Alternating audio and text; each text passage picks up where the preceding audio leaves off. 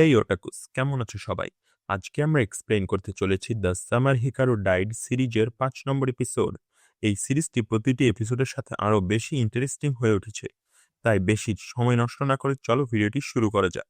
এপিসোডের শুরুতে দেখা যায় কাইও যে ইয়োশিকির ছোট বোন, সে তাদের বাড়ির বাথরুমে গোসল করছিল। গোসল করার সময় হঠাৎ সে একটা সুপার ন্যাচারাল কিছু একটার উপস্থিতি অনুভব করে। যখন সে পালানোর চেষ্টা করে তখন সে দেখে ভয়ঙ্কর একগুচ্ছ চুল দরজার সামনে ছড়িয়ে আছে, যা তার বের হওয়ার পথ বন্ধ করে রেখেছে। এরপর দৃশ্য চলে যায় স্কুলে, যেখানে কুকিং ক্লাসে ইয়োশিকি কাঁচা মুরগির মাংস দেখে সে অনুভূতির সাথে তুলনা করে যেটা সে অনুভব করেছিল যখন সে নকল ইয়োশিকির শরীরের ভিতরে হাত ঢুকিয়েছিল। এটা শুনে হিকারু হাসে এবং মজা করে জিজ্ঞেস করে, তুমি কি আবার চেষ্টা করতে চাও? পরে ইয়োশিকি আবার সেই নকল হিকারুর ভিতরে হাত ঢোকানোর চেষ্টা করে। প্রথমে সব ঠিকই ছিল, কিন্তু কিছুক্ষণ পর তার ভয় লাগতে শুরু করে। হিকারু বলে যে সে শুধু হালকা করে হাত ধরেছিল, কিন্তু ইয়োশিকির মনে হয় যেন সে আবার তার পুরো শরীর দখল করে নিচ্ছে। তারপরে ইয়োশিকি ধীরে ধীরে হিকারুর কথা একটু বিশ্বাস করতে শুরু করে। বাড়িতে ফিরে ইয়োশিকির মনে পড়ে রির কথা, যেখানে সে মিক্সিং সম্পর্কে বলেছিল। রি বলেছিল যখন কোনো মানুষ এই দুনিয়ার বাইরে কোনো কিছুর সাথে কানেক্ট হওয়ার চেষ্টা করে তখন ধীরে ধীরে সে নিজেও সেই জিনিসের অংশ হয়ে যায়। সে একটা মাঝামাঝি সত্তায় পরিণত হয়। আর এখন মানুষরা অন্য সুপারন্যাচারাল সত্তাকে আকর্ষণ করে। এই চিন্তা ইয়োশিকের মাথায় ঘুরতে থাকে। যখন তখন না সে পুরনো ক্ষতটা দেখে, যেটা হয়েছিল যখন হিকারু একবার কন্ট্রোল হারিয়ে তাকে আক্রমণ করেছিল। এদিকে কাইও এখনো বাথরুমের সেই উইক ঘোস্টের কথা ভাবছে এবং খুবই ভয় পাচ্ছে। সে জোর দিয়ে বলে যে সে জিনিসটাকে এখনো সেখানে আছে এবং সে আর গোসল করতে চায় না। কিন্তু তার মা এটাকে মজা ভেবে ইগনোর করে। যদিও কাইওর ভয়টা সত্যি। এরপর দৃশ্য যায় তানাকার কাছে, যে তার পরের হান্টের প্ল্যান করছিল। তাকেদা লক্ষ্য করে যে তানাকার ব্যবহার করা তলোয়ারটা কিছুটা ভাঙা, তাই সে ভাবে এটা দিয়ে কিছুই কাটা যাবে না। তখন তানাকা বলে যে এই তলোয়ারটা শুধু সুপারন্যাচারাল জিনিস কাটার জন্য বানানো, আর এর জন্য একটা একদম পারফেক্ট। সে একটি ছোট ঘন্টা দেখায়, যেখানে দিয়ে সে তার হান্ট শুরু করবে। অন্যদিকে ইয়োশিকি, হিকারু এবং ইয়োটা একসাথে সময় কাটাচ্ছিল। ইয়োশিকি সেই উইক ঘোস্টের কথা বলে, ইয়োটা এটাকে মজা ভেবে উড়িয়ে দেয়। কিন্তু হিকারু এতে আগ্রহ দেখায় এবং বলে যে সে এটা ইনভেস্টিগেট করবে। তিনজন মিলে ইয়োশিকির বাড়িতে ফিরে আসে। হিকারু বাথরুমে গিয়ে পরীক্ষা করে এবং নিশ্চিত হয়ে বলে যে সেখানে কিছু একটা আছে। সে বলে যে এই ধরনের ইনভেস্টিগেশন সাধারণত মানুষের আশপাশে দেখা যায়। সে এটাকেও বলে যে সে প্রায় এ ধরনের ক্রিয়েচারের মুখোমুখি হয়। তবে সে বুঝতে পারছে না কেন এগুলো বিশেষভাবে ইয়োশিকিকে টার্গেট করছে।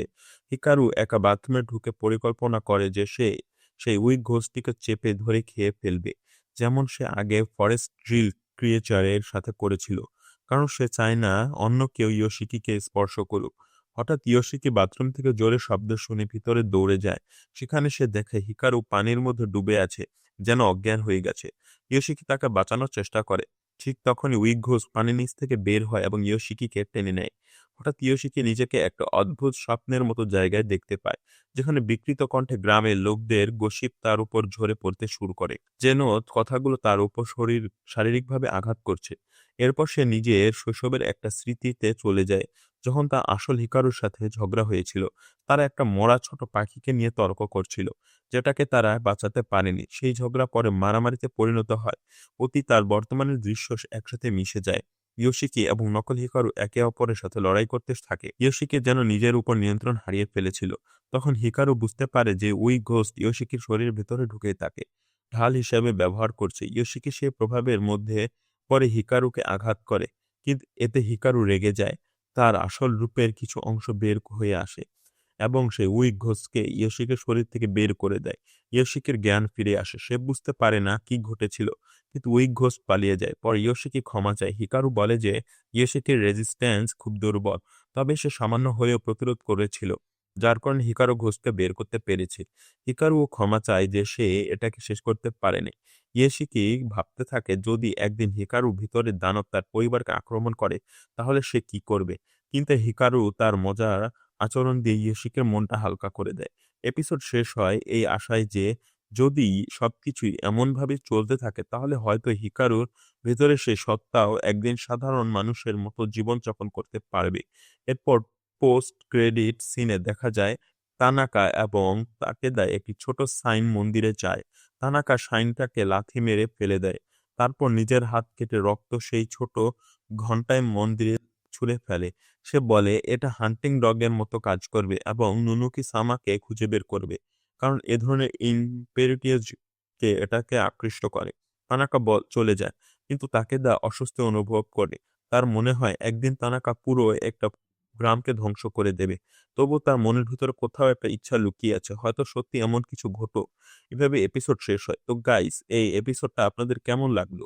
কমেন্টে অবশ্যই জানাবে। আর পরের এপিসোডের জন্য আপনারা কতটা এক্সাইটেড সেটাও বলবেন। আর যদি আপনারা অন্য কোনো অ্যানিমের এক্সপ্লেনেশন দেখতে চান তাহলে সেটার নামও কমেন্টে বলে লিখে দিতে পারেন। তাহলে দেখা হবে পরের ভিডিওতে। চ্যানেলটি সাবস্ক্রাইব করে দিয়ে পাশে থাকবেন। আসসালামু আলাইকুম।